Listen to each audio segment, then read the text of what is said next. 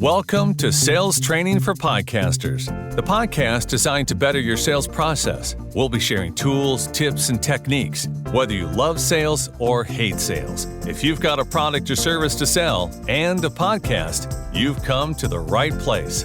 Now, here's your hosts, podcast strategists, Doug Sandler and JJ Flizanes. Welcome back to Sales Training for Podcasters. I'm JJ Flizanes. Hey, I'm Doug Sandler, and Viva La Mexico or El Mexico? What is it? Is it at Mexico? You know what? I don't know. I don't know if it's La or El. Well, Mexico. that's where we are. We are in Puerto Vallarta, and we are having a great time. And I have definitely discovered, even more so while I'm here in Mexico, that I love podcasting because you can podcast. We are literally sitting, staring at the Pacific Ocean out there, the pool, the beautiful courtyard, and just having a great time. Sun and fun, and I hope you guys aren't too wintry right now. Well, okay. So we wanted to bring you a show about your relationship with money, and we've been discussing it, and I've been thinking about it. And then what happened yesterday as we were on the beach for the day for my birthday. We were bombarded by all the locals selling their wares, selling jewelry and clothing and food and purses and anything and everything, kitchenware. I mean, we were just getting bombarded. And it was an interesting experiment in your relationship with money and selling. First of all, they have a very short funnel. It's a very short funnel. They walk up, they begin, you're in the top of their funnel, and if you're not at the bottom of their funnel and buying something from them, they don't go away. But you know what? Their relationship with money is so fascinating here because even as the little kids who are walking around with all of their pottery and their jewelry and all the basketware and everything, they have such a great relationship with money. They're not afraid to ask for money. They're not afraid to put their product in your hands. They're not afraid to share with you all of the features and benefits of all of the stuff that they do. And they're not afraid. The best thing that they do, which is so great, they're not afraid to ask for money.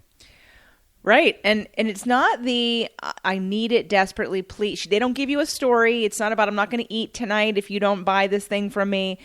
They're not angry if you say no and go away. Although, of course, so we're here with some of my friends and clients or colleagues, Dr. Naisha Winters, who was on my show, and her husband, Steve, and they know everybody. They live here 7 months a year. They've been here for a couple of years.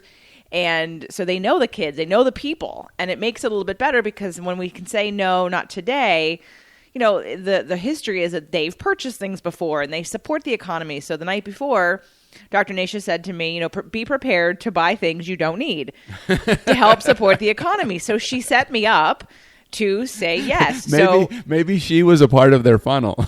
Maybe. I don't think so, though. Maybe she was the opener. I proceeded to get bombarded yesterday and ripped out the credit card, and luckily some of them take credit cards, and so I literally had everyone gathered around me. I guess it was a sight because another couple came over to us during lunch to talk about how I was buying everything and sort of the site, so they could just say no thank you because they're basically sending everyone to me.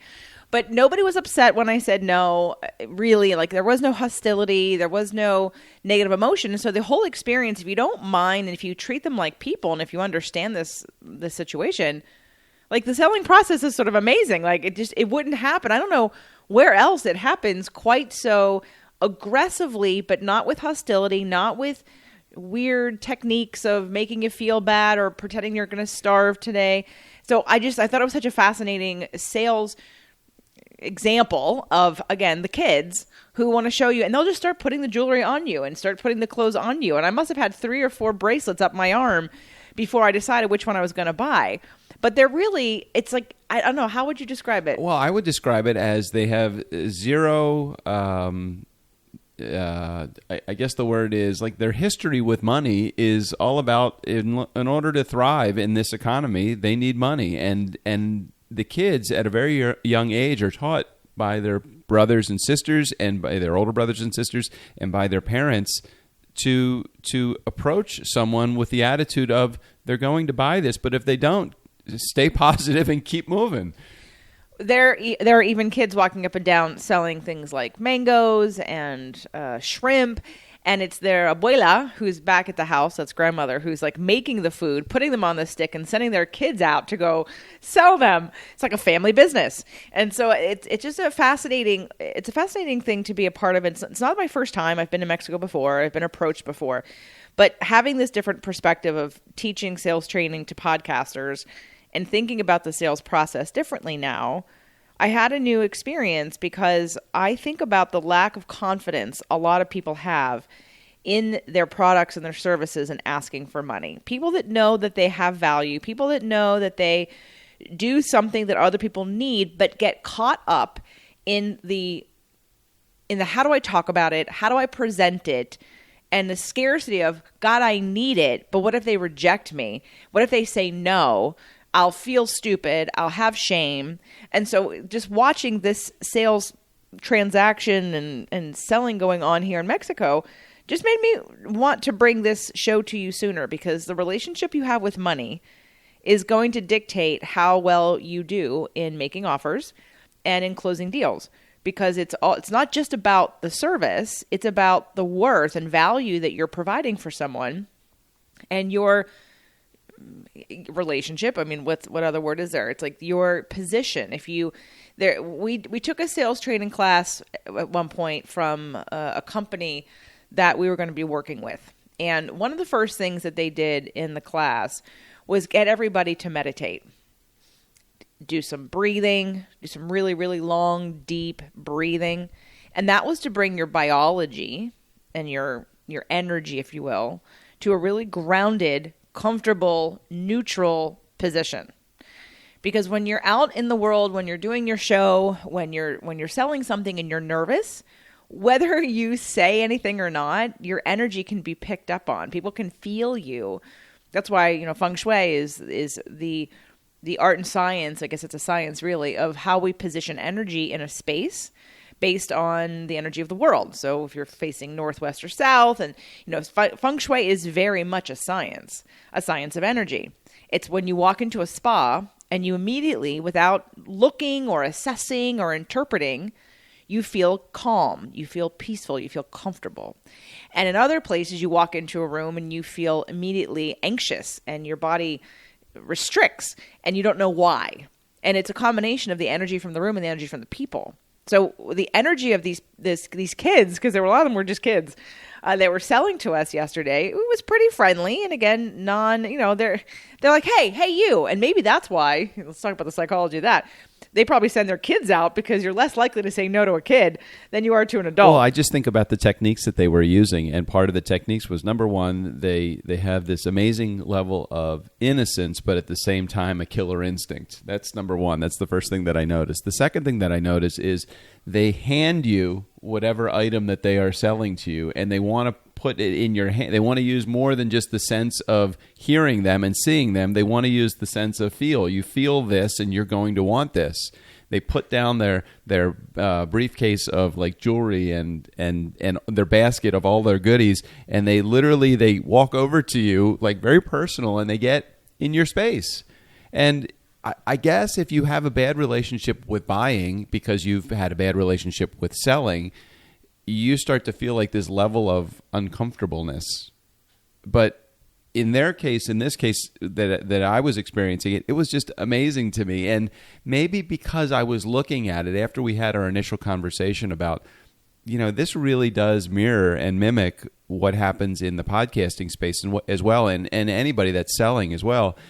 I started to look at it differently. I'm like now looking at how they're approaching you as, okay, let's talk about this and try to do the analogy or compare this to how podcasting is the same way as the vendors in Mexico.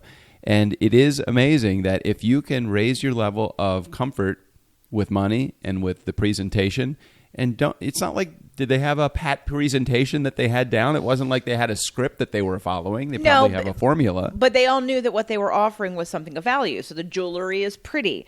The clothes are nice. The kitchen stuff is functional. What else were they selling? Food is edible. Like they had a relationship to the value of whatever they were providing. And I think that's what happens with podcasters. I'm thinking about a couple of podcasters that we know, people that we've known for a long time who are still not making any money. And I think it's because there's this idea of if I just do this thing, if I do podcasting, if I have interviews, people will jump out. People will jump out and want to pay me. Well, are you asking for them to pay you? Do you have a funnel in place? Do you have a specific call to action? Are you consistent with your messaging? Do you have a product or service that you actually believe in and are comfortable? Do you have an offer that is well organized and put together rather than I just know that I want people to show up and buy what I have? And unless you have, one of the things you talk about, and I think I love this, JJ, is you talk about sometimes you have to sell free.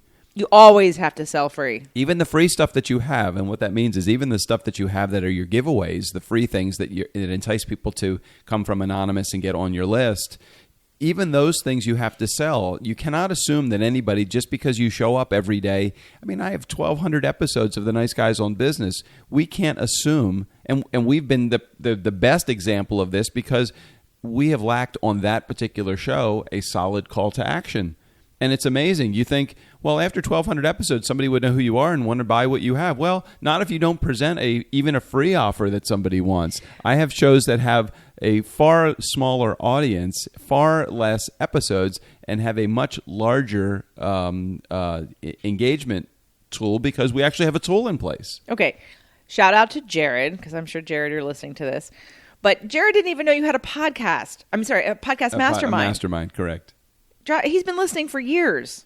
He didn't know you had a mastermind. Well, there is no doubt. There's no doubt because that show, while it has been a great ego metric building show with the number of episodes, the number of downloads, the number of countries that we're in, that show was not suited or built for a call to action. When we first started that show 1,200 episodes ago, we had no idea what we were doing. I've taken all of the mistakes that we created in The Nice Guys on Business, which is a fun content, great show. I enjoy doing the show. We took all of those mistakes and we undid the mistakes using other podcasts as the tool. My Mustang show and my BizWiz podcast and our Sales Training for Podcasters podcast and my Turnkey podcast. All of those shows have very specific calls to action.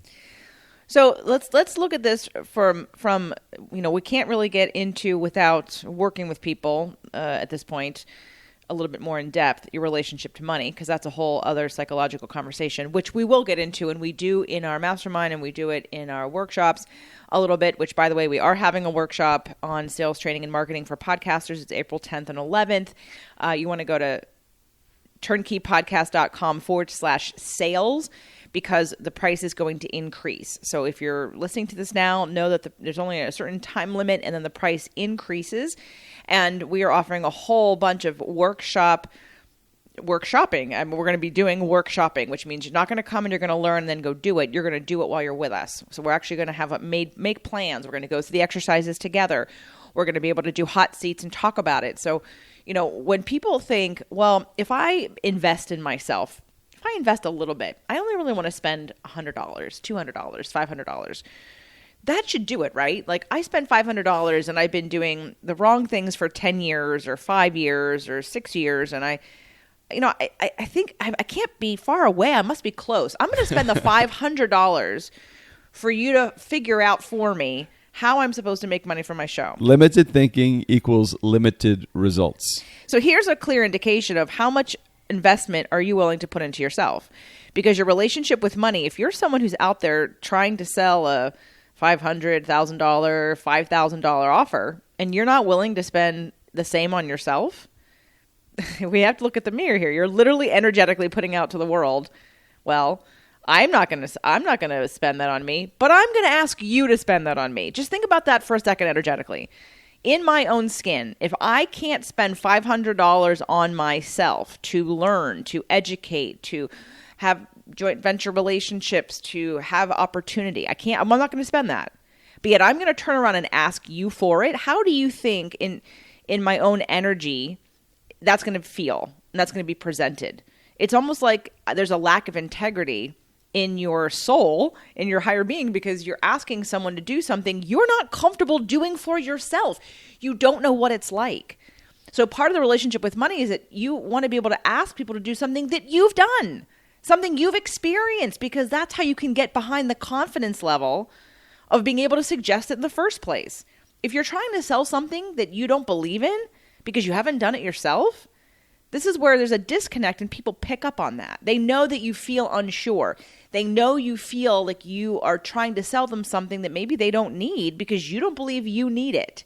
This is where the congruency, if you will, and the alignment of what you do, the offers that you make, the community that you're talking to has to come back to some kind of personal resonance of that you believe in this 100% without a shadow of a doubt.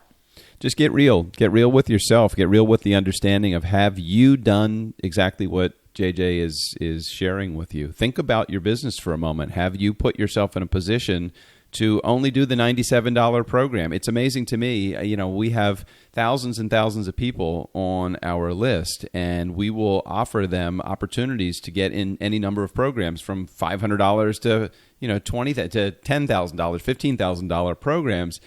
And yet the number one programs that are introduced and are bought on my list are when I do something like a podcasting to profit stack for $47. How many people want to try to invest a very tiny amount of money to get these big results? There are a number of people that are going to do that. But if you're listening to this show and you're listening to Sales Training for Podcasters, you're here for a reason. You're looking for an opportunity so that you understand how to take your podcast to the next level. You invest $100, you'll get a $100 return. You treat it as a hobby, you're going to get hobby results. You treat it as a business, something that you have, that you want some big-time results. Be willing to put big-time dollars, effort, energy into making it happen. It's not just going to happen. It's not going to happen. You have to put energetically the same amount of resources into something that you want to get out of as a result. And it becomes a level. I heard it once said to me like a pendulum. The amount of risk is also equal to the potential of the amount of the reward.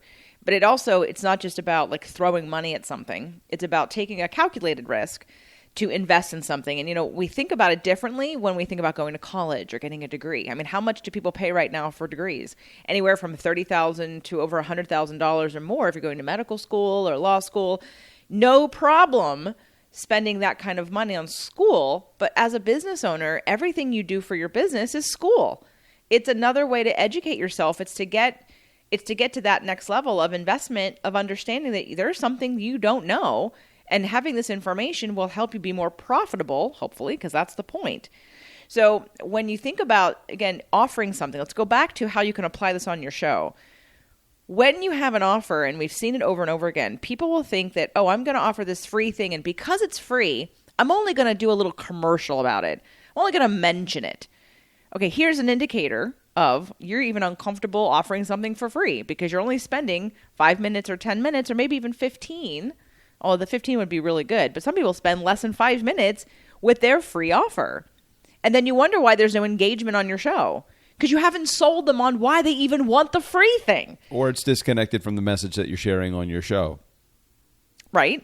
There's that. My advice for those of you that before you can sell to people who listen to your show, and again, that's only one strategy. You can sell to people who are guests on your show. But if you're selling to an audience, if you're trying to engage with your audience, you have to spend more time, literally like almost an entire episode, teaching and talking about and giving reasons why this free thing you're offering is of value. Because we want to draw out the people who want what you have and who are going to benefit from it, and to start the conversation of what is it that do they need. But if you think that you're not getting results because you're doing a 5-minute, 2-minute, 60-second commercial on something for free and no one is signed up for it, it's because they don't understand the value of it yet. So again, this is about the relationship to your confidence about that what you're offering. See, if you think that you're just baiting them to get something for free, to get their email address so later you can sell them something bigger, that's not how it works. The free is where we start with creating value.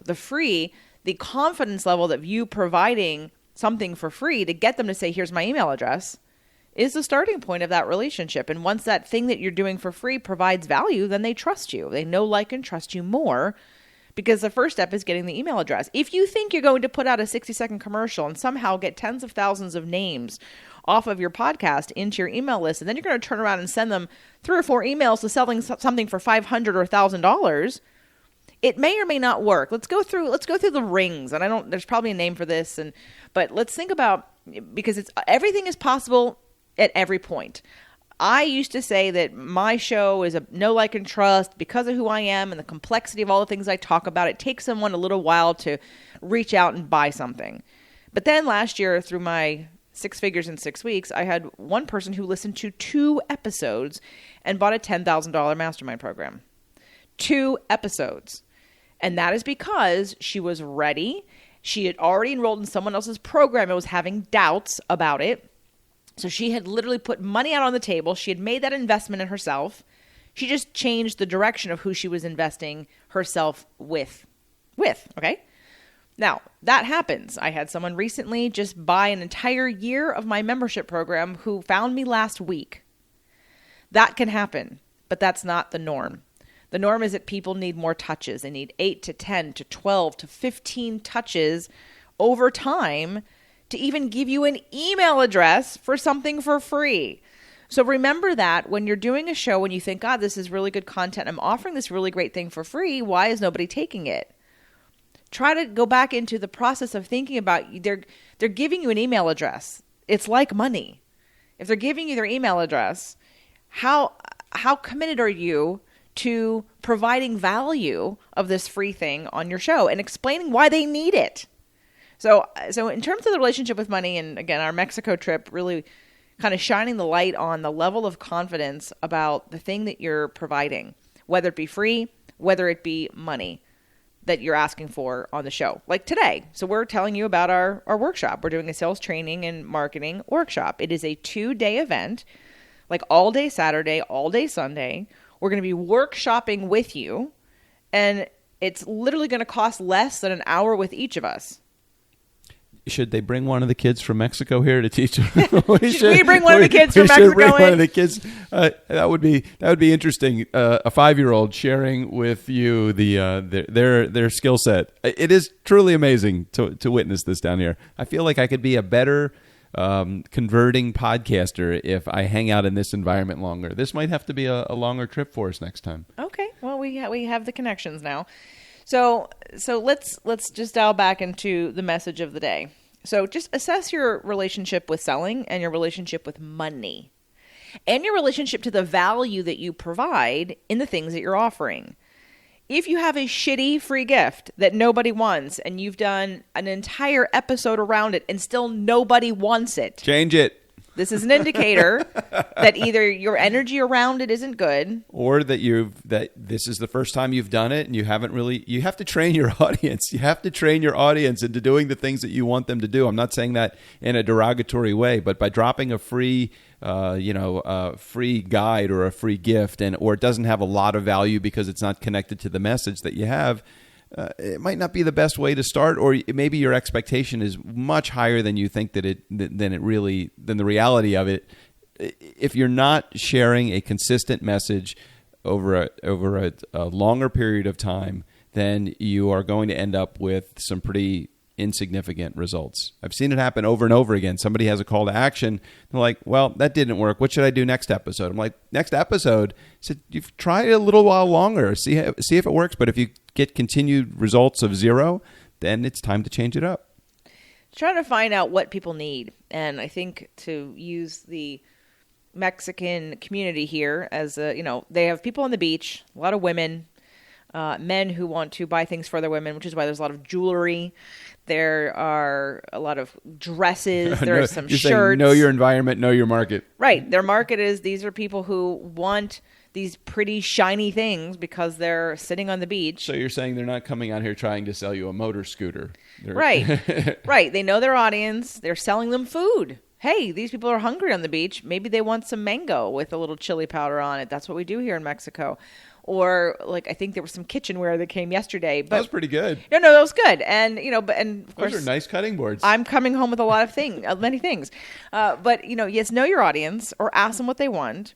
But it's not always just about the offer. It's about the energy behind the offer. And I think that was the impetus for today's show. I'm thinking back to your energy. So if you need to get more comfortable, here's how you do that. Number 1, you have to continue doing it. You want to find an offer, something that you have, something that you provide that you know has value.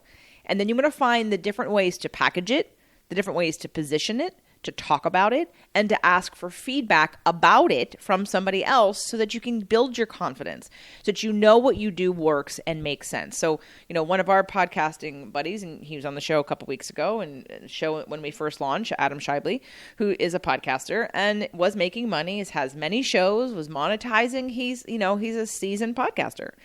But even the most seasoned podcasters, we can all get in our own way and offer too much and feel not sure, unsure. And again, it has to do with our level of how much we're willing to invest in ourselves. And so when he joined the mastermind, we quickly did our VIP day with him, and he turned around and sold $11,000 to two clients. Two clients for $11,000 to something that we packaged that was new for him, that made sense because it fit in the whole structure of what he offers and what he does, versus here's my menu of 20 different things. Yeah, it was too many things. It's too many things. We have to dial it back into, what are you doing? What are your goals? What are you helping people with? And what do you know you provide value in? And how do we package that in a way that you're comfortable, they're comfortable, and you're setting a bar of attracting people who value what you have and understand what they're going to get from it. There's a line between badgering somebody, convincing them when you're not sure you can deliver, and also attracting the right kind of person. So that's another thing to think about in your relationship with money. Who are you with money? Are you the person who would sit on the beach and have all of these people come up to you and you would get mad and you would have a negative response? Or can you be comfortable in that environment? I've been in relationships where the other person hated being sold to, like anything. And of course, in retrospect, would never be able to be good at selling anything because of that relationship with money. The relationship that money had power over me or my life, and that I'm a victim to money and the person who's paying me, and I don't know how to be an entrepreneur. I'm only going to work for somebody, and that when I don't get what I want, I'm going to quit and move on to the next person who's going to pay me more. So really start noticing in your life your relationship to money, because it also is important for you to get to the next level in order to recognize where you get blocked. Where you get blocked, is it about the money? Is it about the value? Is it about your value? Are you doing what you know you're good at and what works for people? Because the more confident you are in what you do, you'll hold out, and you won't try to devalue your efforts, what you're offering to other people, and you'll have a certain amount of energy and respect that attracts a new level of person also.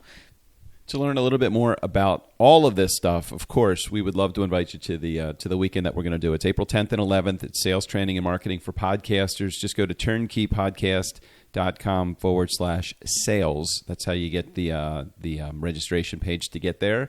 And just hop in and let's start working on it. I mean, literally, it's going to be 2 days of workshopping, understanding a little bit more about your product, a little bit more about your offer, a little bit more about your message, putting together a program for you and a strategy for you so that you can actually turn your show into a money maker. Sales Training and Marketing for Podcasters. And literally, it's super affordable. So when you go to turnkeypodcast.com/sales, and the link will be in the show notes, think of this as your education, because you're investing in getting help. And the goal, of course, is to turn it around and make money, like immediately, being able to turn around and figure out what that problem is for yourself. And yes, it is an investment, because we're not giving this stuff away for free. We have value. We've been able to have a lifestyle based on podcasting for many years, and we've worked hard at it. We know what we do works. We see it every day when you apply it, and when we take some of those roadblocks out of the way, and so it has value. Now, we will say that it is being recorded, so if you can't make the entire time, we will record it, and you will be able to watch those. It's an investment of having like a class that you can refer back to over time. So this is I don't know how often we'll do it, but we're doing it, and one time, and you can get in the hot seat and we can coach you. If there's time per issue, we'll make sure to spread the love amongst everybody who's there as best we can. But Sales Training and Marketing for Podcasters, if you're not making money at your podcast, isn't it time? Isn't it time? And if you haven't invested in yourself or your business, I mean, just think about what that says. You haven't invested anything, but you're expecting somehow money's going to appear. It's the definition of insanity to keep doing the same thing over and over again, expecting different results.